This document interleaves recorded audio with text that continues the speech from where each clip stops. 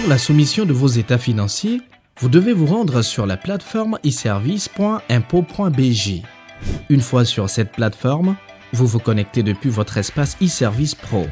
Pour ce faire, vous cliquez sur le bouton Connexion, vous renseignez vos identifiants, vous saisissez votre mot de passe et vous vous connectez sur la plateforme. Une fois sur la plateforme, la page d'accueil s'affiche. Cliquez sur le menu État financier, puis sur Liste des états financiers. La page qui s'affiche à l'écran vous affiche les différentes instances de déclaration des états financiers disponibles. Cliquez sur Détail, puis sur Détail des états financiers. La page permettant la soumission des états financiers s'affiche alors à l'écran. Sur cette page, vous avez la possibilité de télécharger le format des états financiers à remplir afin de le renseigner. Procédez au téléchargement de ce modèle en cliquant sur le bouton DGI état financier, puis ouvrez le fichier Excel téléchargé sur votre poste. À l'ouverture du fichier, le fichier vous demande un certain nombre de validations, notamment l'activation des macros. Vous êtes invité à accepter ces différentes validations et à activer les macros. La première feuille présente les différents points d'attention à respecter pour une soumission adéquate de votre fichier. Vous êtes donc invité à lire attentivement cette première page et à prendre connaissance des différentes règles de remplissage des états financiers. Ensuite, comme vous pouvez le voir, le fichier comporte un certain nombre de feuilles, le bilan, le compte de résultats et les notes annexes. Vous devez parcourir le fichier et procéder au remplissage correct de ces différentes feuilles.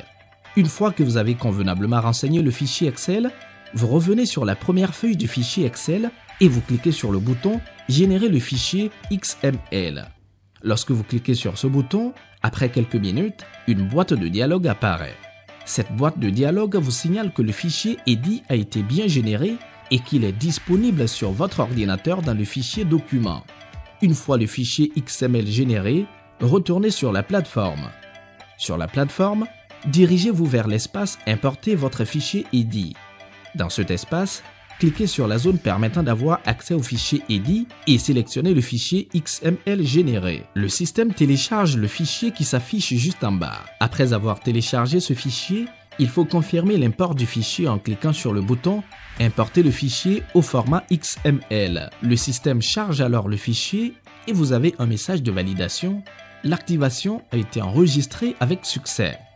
Lorsque le fichier est correctement téléchargé dans le bloc intitulé « Liste des EDI », vous constaterez que les différents éléments de votre état financier ont été téléchargés. Vous avez la possibilité de les consulter via le bouton « Détail » afin de vous assurer que les données souhaitées ont été convenablement chargées. Une fois que vos états financiers ont été chargés sur la plateforme, vous avez la possibilité de lancer les contrôles de cohérence qui vont vous permettre de vous assurer que vos états financiers ne comportent pas des erreurs venant entacher leur régularité. Le système procède alors au contrôle et vous affiche les différentes incohérences notées dans le fichier déposé. Vous êtes invité à corriger ces incohérences lorsque ces incohérences sont marquées comme bloquantes.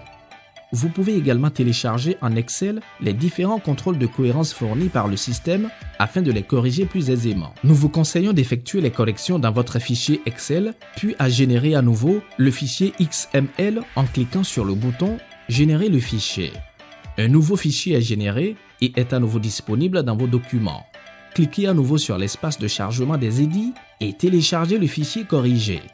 Une fois que vous importez un fichier corrigé, ce dernier écrase et remplace le fichier initialement renseigné. Suite à vos corrections, vous pouvez à nouveau lancer le contrôle de cohérence. Lorsqu'aucune incohérence ne s'affiche, alors vos états financiers sont corrects et vous pouvez passer à l'étape du visa. Cliquez sur le bouton « Transmettre les états financiers ». À cette étape, les états financiers sont transmis à votre expert comptable ou à votre comptable d'entreprise. La suite de cette vidéo consacrée à la partie visa est disponible dans une deuxième vidéo.